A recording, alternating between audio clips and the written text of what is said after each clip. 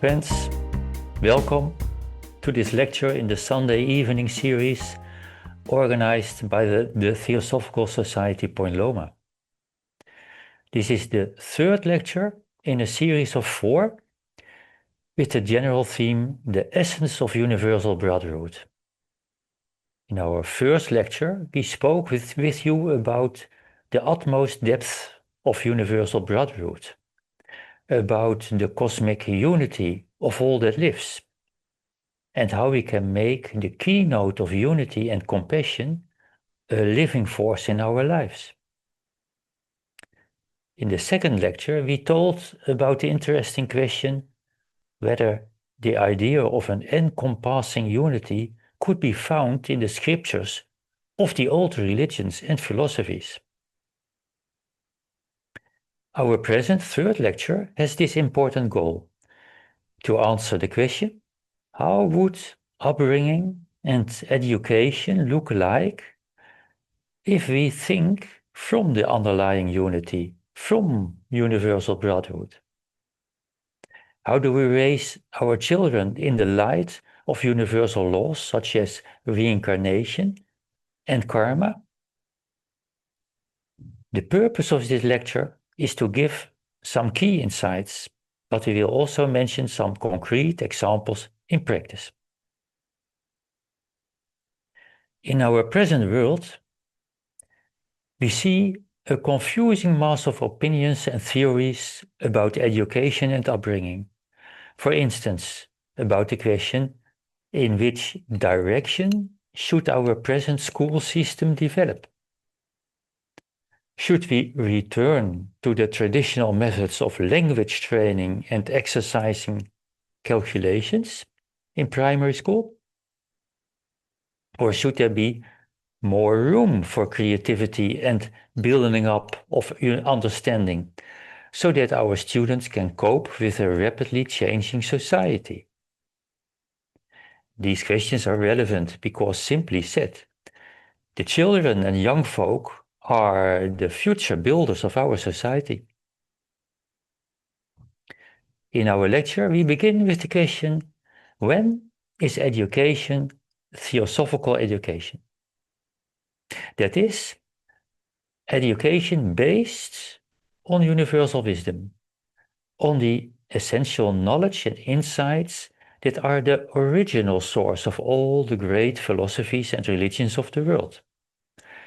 We now call this universal wisdom Theosophia. Theosophical education is based on knowledge of what man is and what the meaning of life is. Only with some understanding of these essential issues can you guide children and young people wisely into their adulthood. What is man? That's why we, first of all, should have an understanding of who we truly are.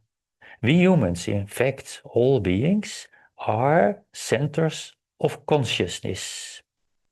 We are not our bodies, but are an imperishable center of life that works through the body.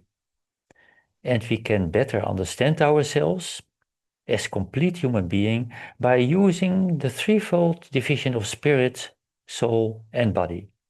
Our spiritual core is rooted in the spiritual divine realms and is in fact an inseparable part of the boundless life. It is a spark of it. We are therefore also imperishable in our core. We are indestructible centers of consciousness. And as an inseparable part of the boundless life, our consciousness carries within it all the potentials and powers of the boundless life. A remarkable idea worthy of long contemplation. Besides our spiritual core, the heart of our being, we as humans are also a soul, which is our thinking consciousness. And our soul expresses itself, in its turn, in each incarnation in the body, an external vehicle or bodily instrument. What is our soul? It is the intermediary between our spirit and our outer instrument. For us humans, our soul is our faculty of thinking, our ability to perceive thoughts, to think about things. Our soul expresses all the qualities we have developed thus far from our limitless potential during our previous lives and our current life. Our soul is, as it were, the interim score of our ongoing growth process. Our soul always needs an outer instrument each incarnation. We need our body to gain new experiences in the outer world and to fulfill our tasks here, to play our role in the whole of life. This temporary instrument consists of more than our physical body, which we can see. It also encompasses our astral body, which is slightly more ethereal than our physical body, as well as our vital energies and our desire power. And when we die, when we are ready for a spiritual period of rest, we release all these four elements. We let them go. Life after life, all beings are developing their dormant abilities. This is therefore a process of unpacking, a process from within outwards, in which you learn to activate, to bring out what we carry latently within our spiritual essence. Our insights and skills, therefore, do not come from outside. They are not implanted from without, for they are the fruits of self-development. And we have been engaged in this process of self-development for countless lives already, as human beings, and we will need countless more lives to perfect our human potential, to become Buddhas. This theosophical view of life explains why we all enter our world with a unique character and set of qualities. During countless lives, we have made ourselves to what we presently are.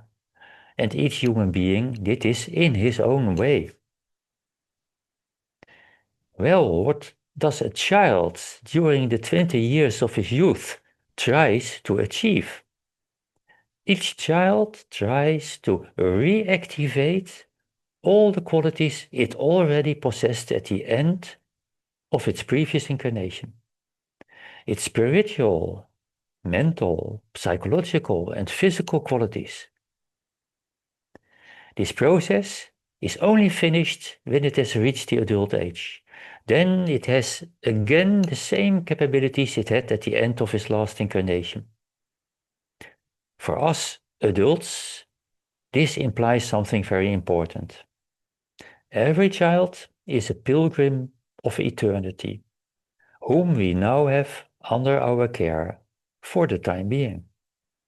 While he is a child, we adults are responsible for guiding its self-development until the child reaches adulthood and its free will is fully active again. It is also our task to familiarize the new colleague, the child, with the outer world, with the external functioning of society, until the child reaches the phase of adulthood. Then our protecting and supervising role as parents, grandparents, or teachers is fulfilled. If you want to guide the child with his potential spiritual, mental, psychological, and physical emotional abilities, it is very useful to distinguish the 7 levels of thought which we can activate. We will explore all 7, starting with our 3 higher universal thinking levels. Our 2 highest levels of thinking, which we will name below, give us understanding of the causes behind all external things. They belong to our enduring, imperishable nature, And because they are universal, we can see what all people have in common, what all beings have in common. These thinking levels let us realize that we are part of a unity from which we can never step away. And that logically, precisely because this unity exists, we are fully responsible for every action of ourselves, as each of our actions influence all our fellow human beings. These two higher aspects of thinking are, firstly, our sense of unity, the most universal one, and secondly, our capacity for understanding.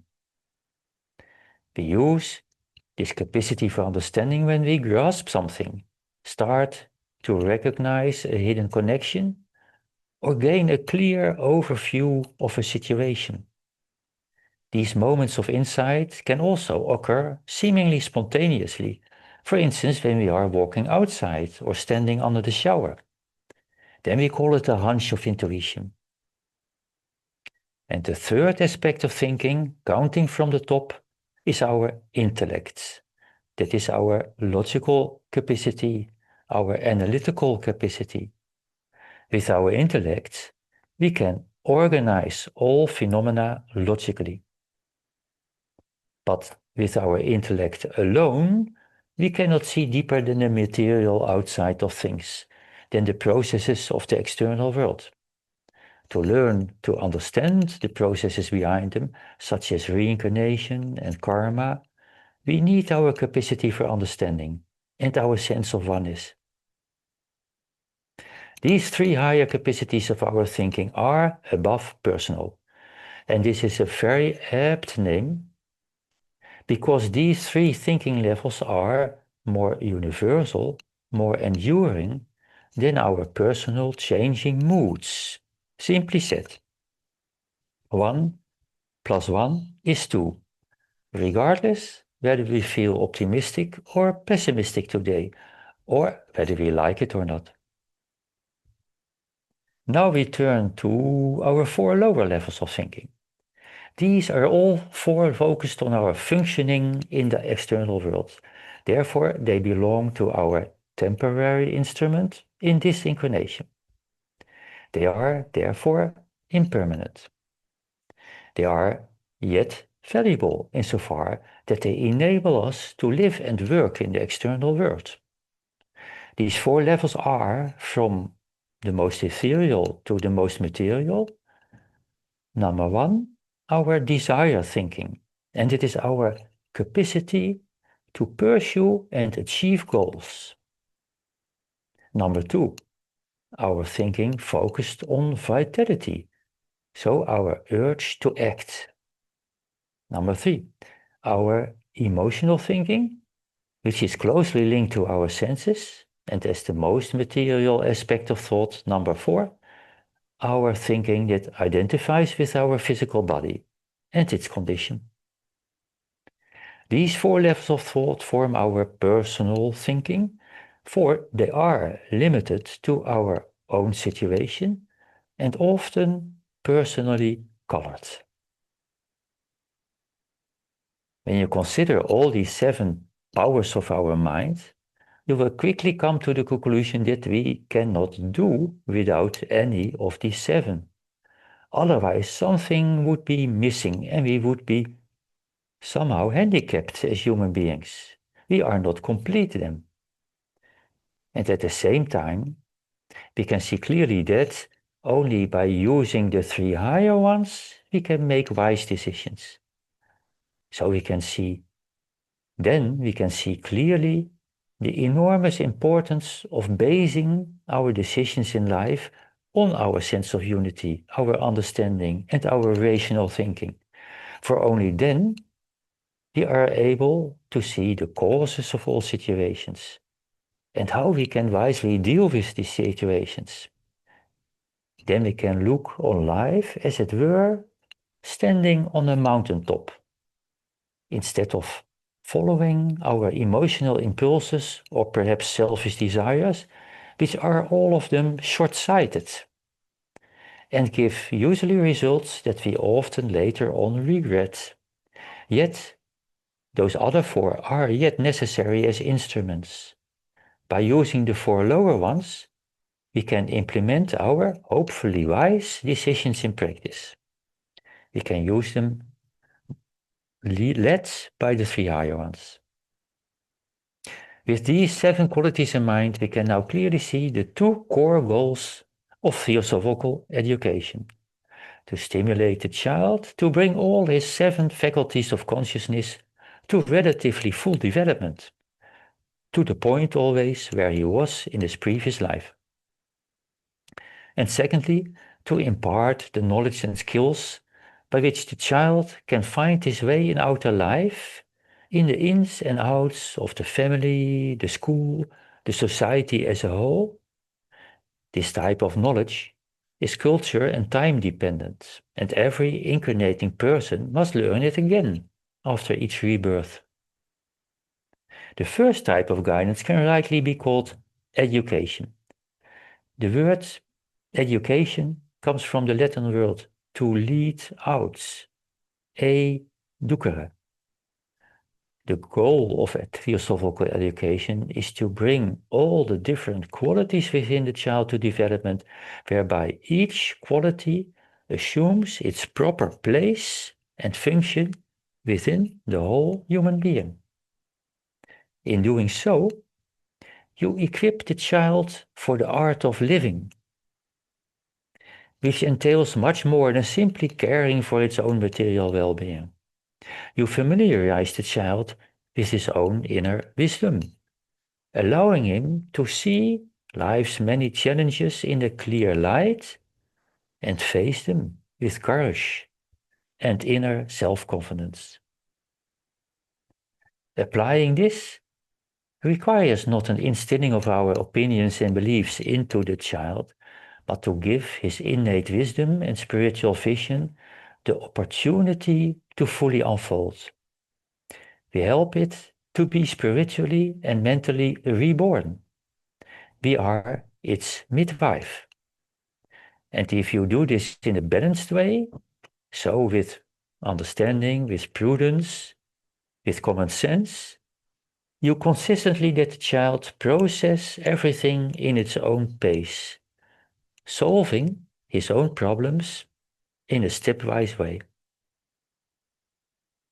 The second type of guidance, teaching all the details about our society, is best called instruction, from the Latin verb instruere, which means something like to build up in an orderly manner. Both instruction and education are necessary, for only then can someone fully function in the world. Theosophical education is also called Rāja Yoga education. What means Rāja Yoga? Rāja means royal, and yoga means unification. Together, royal unification. The combination means making your daily consciousness so compassionate that you unite yourself with the divinity within you, and with the challenge to translate its inspiring rays into practice. Therefore, talking about ourselves as evolving humans, we do not need to bring the divine in us from some outside source, because we already are it. It is always there. It is the source of all that is noble within us. We can learn to express the divine within us just as seeds germinate when we give them good soil and water. In terms of education, Rāja Yoga education means helping the child to achieve self-knowledge with a capital S and self-guidance with a capital S. We can, even from a very young age, help children recognize the distinction between their own social, helpful self and their self-centered, sometimes greedy self. And the discernment gives them a golden key to guide their lives into ways of harmony and cooperation. These principles of Raja Yoga are very old. They were used, transformed by the third leader of the Theosophical Society, Point Loma, Catherine Tingley, into the education and teaching of children and young people. In 1900, she founded the Raja Yoga School at the site of the international headquarters on the Point Loma Peninsula in California. This school functioned until the year 1940, and many thousands of children and young people received their education. The school was a very international community, as the children came from many parts of the world. We will now present some important principles of Raja Yoga education, offering you a number of universal building blocks that you can apply in practice to your own situations. These are the building blocks of an inspiring ideal, which we can, of course, continue to broaden and deepen. There is certainly much more to say than we do now, but our intention is to provide hints rather than to be complete. We will discuss the following pillars: creating a harmonious, unselfish living environment, awakening the potential within the child, rather than having the child imitate things from outside, developing true self-discipline, cooperation, never competition, learning to attune to the individual character of each child, much less attention to isolated facts than to understanding the whole. And we will now go into these principles one by one. Creating a harmonious, unselfish living environment. This first pillar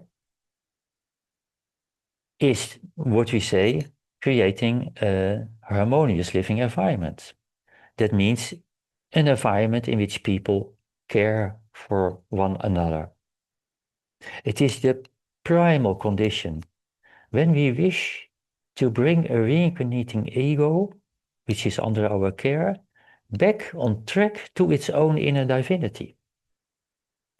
And by living environment, we mean not only the physical environment, but especially the inner environment, the inner influence that all the members of a household or all the people in the school or other organizations radiate. And what do we radiate? That is our thoughts. And which character do we give to our thoughts? That is our choice day by day. Because we can focus our mind on each of the 7 levels or qualities of thought, from the most universal to the most limited. And the totality of our thoughts, the noble ones, the neutral ones, the ego-centered ones, determines the influence we exert on our fellow men, for instance, children. The character of this influence is what we truly are, not what we seem to be, or perhaps what we want to like to be.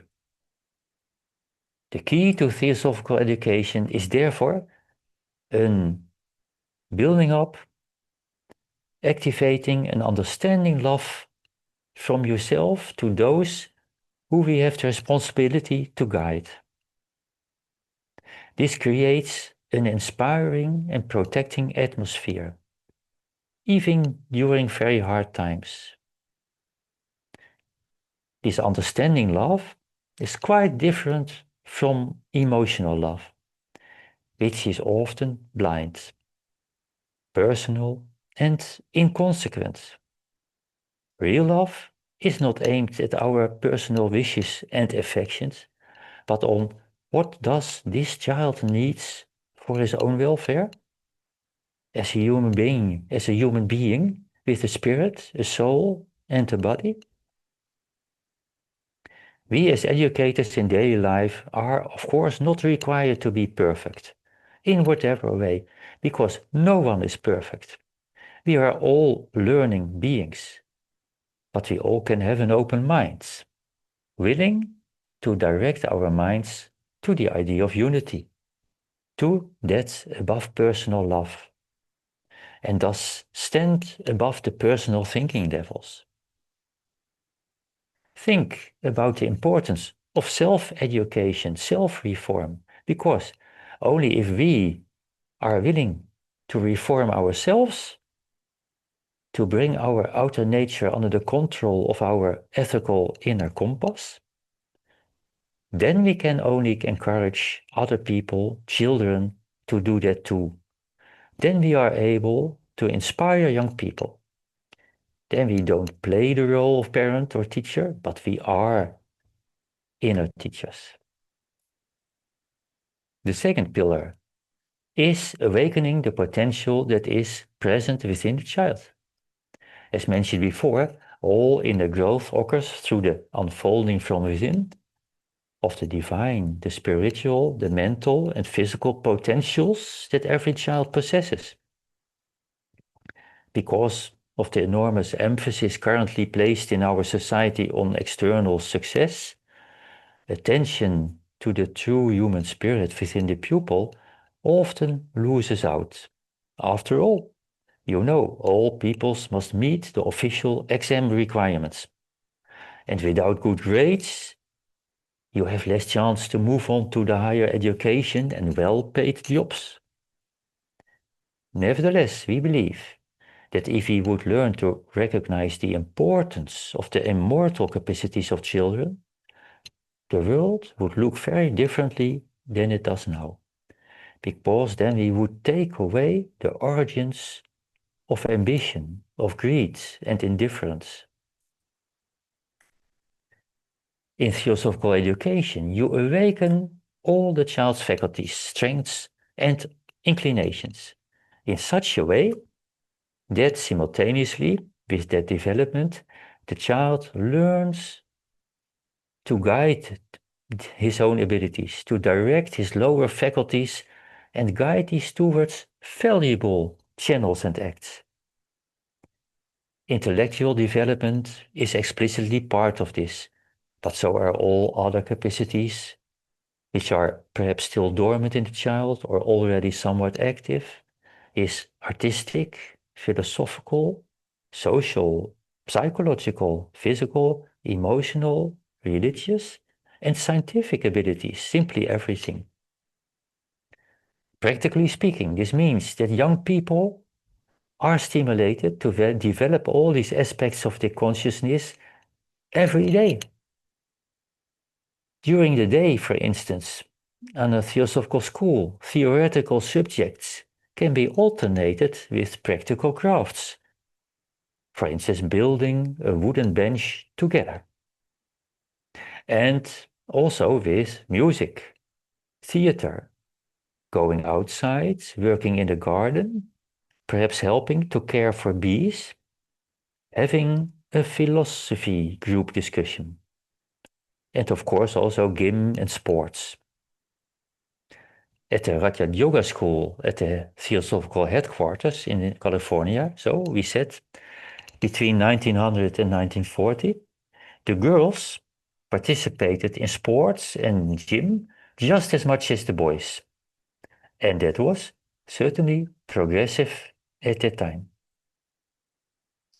At that Rāja Yoga school, music and drama were a fully integrated part of life.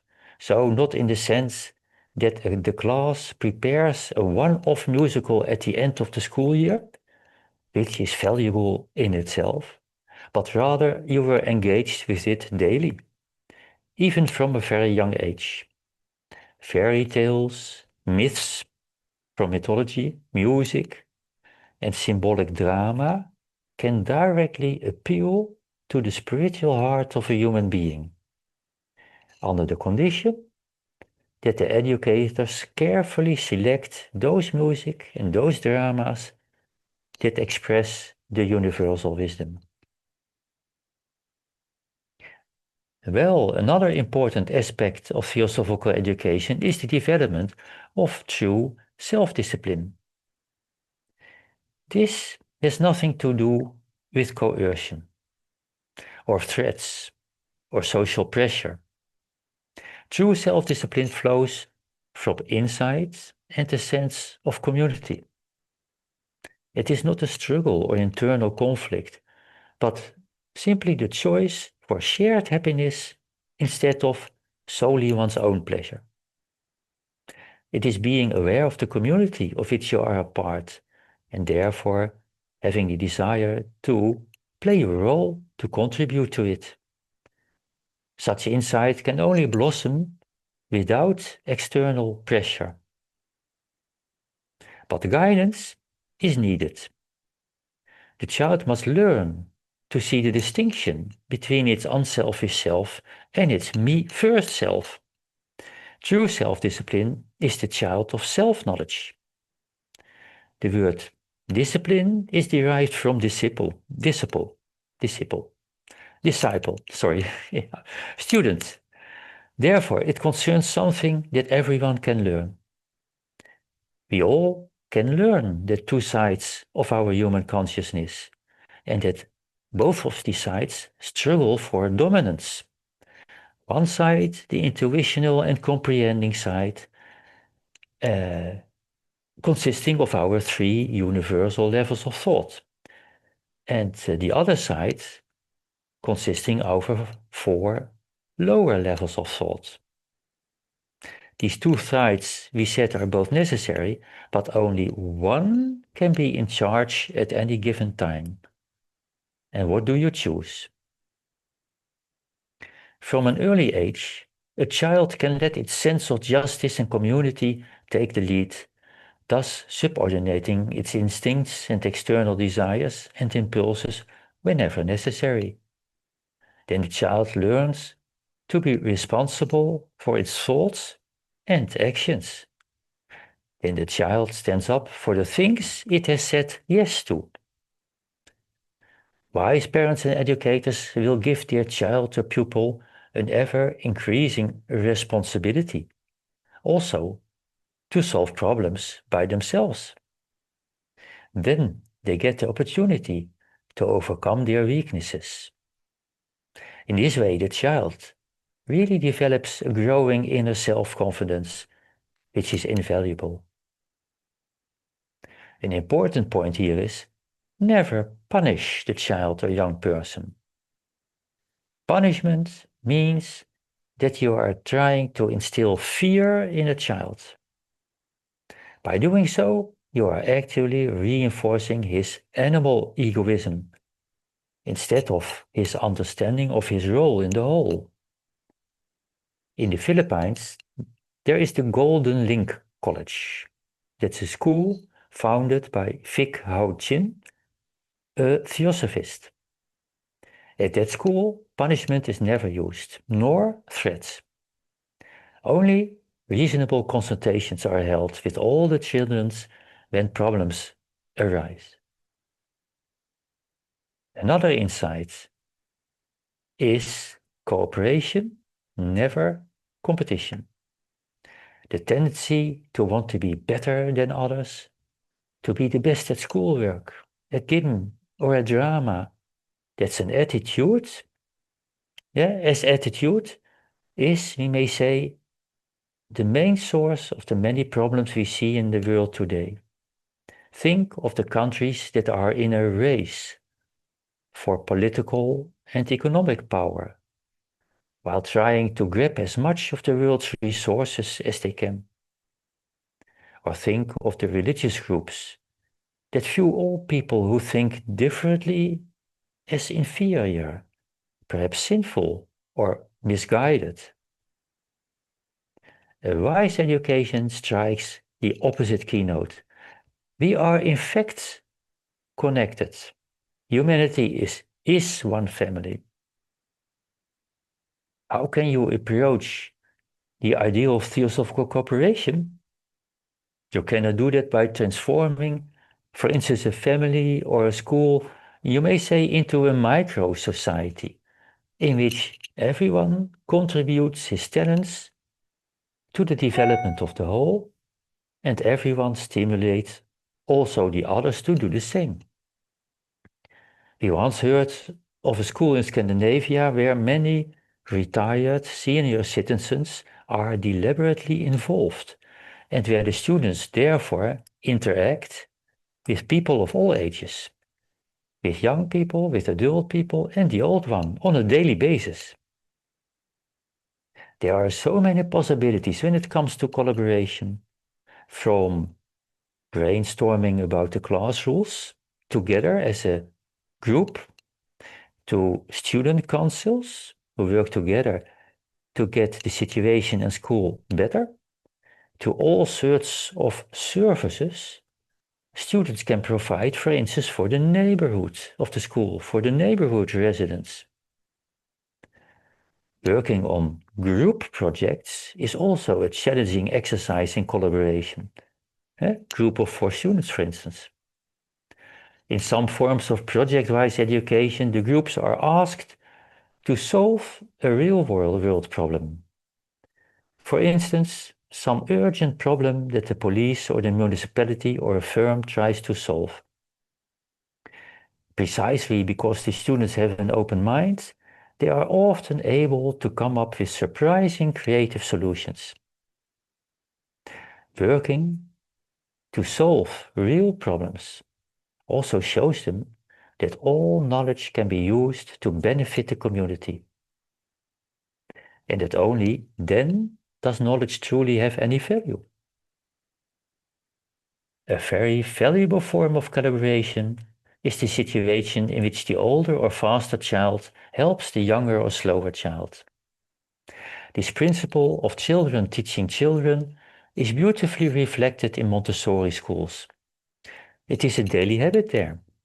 Doing so also develops their self-confidence. We come to the next pillar we want to present to you. Learning to attune to the individual character of each child. So, tailoring education to the child's individual character. The importance of understanding the unique character of each child is recognized in many schools today. However, a major challenge lies in the relatively large class sizes. This often means that the teacher only has about 1 or 2 minutes attention for each student per lesson. At the Rāja Yoga school on Porn Loma, all students lived in groups of no more than 12 to 13 children as a community in round houses, always with a mentor, an adult mentor. This allowed the mentor to get to know the children very well. And during the school lessons, the class sizes were also no larger than 12 to 13 pupils. Each child arrives at this incarnation with a different set of experiences and insights. Not every child has learned the same number of spiritual lessons in previous lives. Therefore, each child requires a unique approach to awaken his understanding and idealistic sides, to let these flourish, and also to compensate any biases, problems in his character. Finally, a principle of philosophical education that is certainly not the least important: much less attention to isolated facts than to understanding the whole. You can accomplish that by placing all disparate facts within a single overarching concept. What is the value of factual knowledge or memorizing mathematical tricks, methods, if you do not know what it's about or what that trick does? A different, more integrated approach to the present-day teaching subjects is possible. To languages, to science, to mathematics, to history, to geography. And the principle is you first build a coherent picture before filling in that overall vision, details. then you first directly appeal to the students, the child's imaginary, insightful capacity. This is how insight grows. And experience shows that their insights never fade away during their lives, unlike the dry facts that students had to memorize. In geography, for example, you could start by looking at the whole planet Earth seen from an observation place in outer space and studying those images of the Earth together. In languages, you could start with the words that appeal to our higher aspects of thought. At Tingley's Rāja Yoga School, the first language lessons for young children began with the three words attention, concentration, and perseverance, and their meanings. This may sound surprising compared to how most schools nowadays begin. In mathematics, you can start by letting children discover that the shape of all objects around them is based on a few elemental mathematical forms. In history, you can discuss with the students the question, when is someone a hero? So, who are our heroes? Which people from the past are we willing to research? You can also integrate subjects like mathematics, sciences, languages, social studies during a project, for instance. A few years ago, a school was founded in The Hague, the John Dewey College, which attempts to transfer all knowledge through integrated interdisciplinary projects, which is very progressive, I know, in the Netherlands. We have now developed a general picture of how this theosophical education can be shaped and developed in general lines. H.P. Blavatsky and her successors William Quinn Judge, Catherine Tingley and Godfried de Perucker offered inspiring ideas on this subject, based on universal wisdom. And it is true that we can find at least some of these theosophical principles in the present world of education, where we see them applied in varying degrees, of course. Just consider the approach used in the Montessori schools, the Dalton schools, the Steiner schools, or the School of Peace in the Netherlands. Compared to 50 years ago, much has changed in most schools. Most schools are no longer solely focused on drilling facts. Teachers try to convey a certain understanding, but it is clear that significant inner steps can still be taken in the field of education. There is a common thread running through these pillars of philosophical education, and we can express this common thread in a few thoughts. The essence of philosophical education lies in our sense of unity. It is based on the fact that we all originate from the same universal source. From this sense of unity flows directly our sense of connectedness and equality towards every person, towards a child or all grandparents, towards friends and so-called enemies.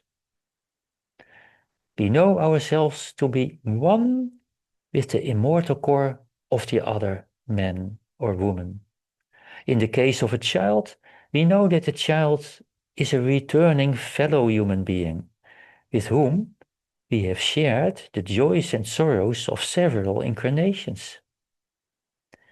Based on the karmic law of cause and effect, we are always drawn to the people with whom we have lived and worked in the past, or also with whom we have been in conflict. Our children are our children for a reason, and the teacher, he has students who are now his students for a reason. We have already worked with them, lived together in previous lives. And perhaps our current children were our parents in a previous incarnation. And another aspect of the common thread is be convinced of your inner potential. Theosophical education can be put into practice under all circumstances. It is not something vague, far-fetched, or something that only can be done by a Buddha. If you live according to your own ideals and insights, you will constantly find opportunities while you learn and while you try. Also, be convinced of the inner potential of every child.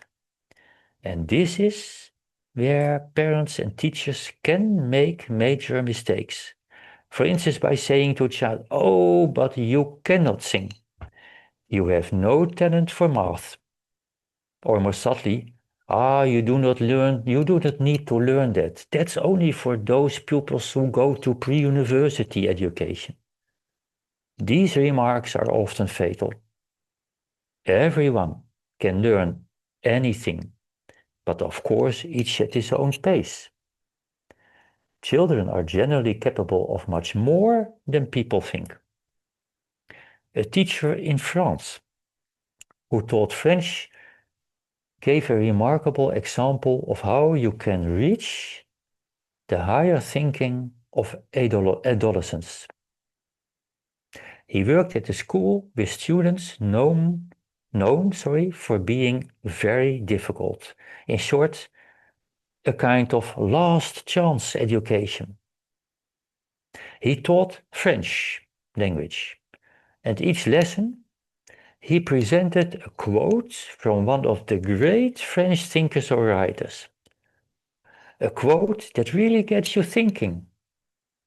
This quote was discussed. All the students had to memorize each quote. And each quote also got a specific number, for instance, number 10 or 18. So each lesson began like this. The teacher called out a number, and the student came forward and recited the quote that belonged to that number. So the thought was repeated over and over. Later, a student who had taken lessons from him said, "I still remember almost all of these quotes, and I've carried those thoughts with me my whole life." It is just an example, but it shows that you should not underestimate even the most difficult students. And then, once we reach adulthood, self-education, we enter the crucial phase of self-education. From now on, we must independently make all important life choices. Around the age of 21, we have developed our free will to the point where we were in our previous life. We can and must now take full responsibility for every decision we make and for its potential consequences. Anyone who realizes that our life is one in a continuous series of lives will understand the golden opportunity our adulthood offers. We can now make our way of thinking and acting deeper, broader, and nobler than it was at the end of our previous life. In this way, we can mean more and more to all living beings, to all living things, spiritually and materially, and contribute to a much more harmonious and insightful world. And we do this always through self-directed efforts, self-directed evolution, based on independent thinking. In short, as adults, we can give our thoughts and acts a more compassionate color and tone. And the choice lies before us every day. Well, friends, we have come to the end of this lecture. We start now a pause of 3 minutes, in which you can ask questions via the chat of YouTube or via the mail to questions@blavatskyhouse.org. After the break, we will first discuss your questions. Then we will switch to the study session on Zoom. But first, see you over 3 minutes. Then. Hello, everyone. Hi, Jenny. And Hi. Jenny, are there any questions? Yes, there's one question. It says, how do you recognize the immortal capacities and character of the child? And how do you then react on it? Okay, yeah. Well, I think that you can imagine that, first of all, you will be able to do that as better when you are familiarized with your own 7 levels of thought. So when you take the time to investigate your own most inner, and I know we have given a description of the 7 levels. It is very interesting to do that, to find the character of the thoughts you think, and on what level you think. It does not mean that there are fault levels or negative levels of bad levels. No, it is good just to be yeah, how do you call it? That you are conscious of what you are doing. And then if you have seen, yeah, have remarked that in yourself, you can more and more see that in children, for instance, in their very intuitive questions that come when they are 3 years, 4 years, 5 years, 6 years old. And we always say those are very golden opportunities, because at that moment it's really something inner in the inner part of the child is coming awake. For instance, why are there wars in the world? Uh, why why do the plants grow, or how do the plants grow? How is that possible? Yeah, now all that kind of problems. There's something really awakening, and the best way to react is, in fact, to give a little hint. No colleges about plants and how and the cells, etc. Nothing at all. A little hint, a little intuition. When the child can, yeah, it gives a kind of direction, and then the child can think further on and can develop its own ideas and the next questions that he has. Yeah. For instance, I heard from a child who asked, well, where do we come from? And then a parent, which was someone who knew theosophy, said, well, from a previous life. That's very beautiful, because a previous life, that's something without any concrete idea of what do you mean with a previous life. But it is, of course, very activating for the child. What is that previous life? What can that be? So in such a way, you can stimulate it. You also see that children of 3 years old are usually very eager, very naturally, to help with the things that are going on. If if the parents are, for instance, preparing the table for the dinner, they want to carry also some things to the table, yes? And of course they say, oh, but that no, he shouldn't do, because he can let it fall. No, then you are missing a great choice, a great chance, yeah? That is, of course, that the same higher impulse. You find it in children from 6 years to 12 years, in their eagerness to understand more and understand the logic of things. Yeah. So also here you must not have the prepared question from, oh, the logic is this, and that's why the conclusion is that. Then everything is that. No, you must say, okay, that's a good question. Perhaps we can investigate that together. Shall we go to the library? Or do you have another way? How can we come to an answer? And so then you can gradually you can activate his own logic. And in the children from 12 years till 21 years, just depending on the child, of course, there's always something of, you may say, looking around in the world what kind of world I am now coming in. Is this a nice world? Is this a good world? Can it be better? And so he is starting questions about, you can say, what can be my contribution in the world. And it can start very small, perhaps in the groups in which he moves, in the other things, but you can also really stimulate those moments. Eh?